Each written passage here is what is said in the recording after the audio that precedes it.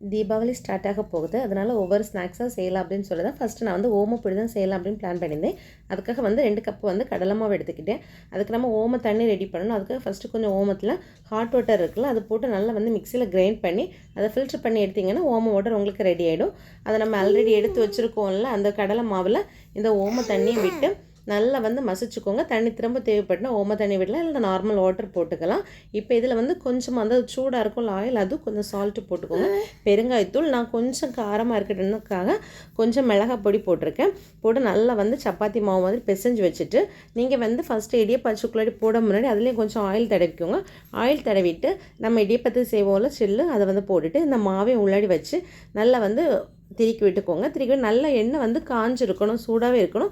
சூடாக இருக்கும்போது இதை போட்டு 2 பக்கம் போட்டு திருப்பி எடுக்கும்போது சூப்பரான ஒரு ஓமப்பொடி ரெடி ஆகிடும். இது நம்ம கடையில் கொடுத்து வாங்கணும்னு அவசியமே கிடையாது. ஒரு 10 மினிட்ஸ் நம்மளே டைம் ஸ்பெண்ட் பண்ணிவிட்டு இந்த மாதிரி செய்து தீபாவளியை ஹாப்பியாக கொண்டாடலாம். இதுக்கப்புறம் இதில் வந்து கொஞ்சம் வந்து கருவேப்பிலை போட்டு நல்லா வந்து பொரிச்சு எடுத்துகிட்டு இந்த மாதிரி பிள்ளைங்களுக்கு கொடுத்து சாப்பிடுங்க. தீபாவளி ஹாப்பியாக என்ஜாய் பண்ணுங்கள். தேங்க்யூ. பாய்.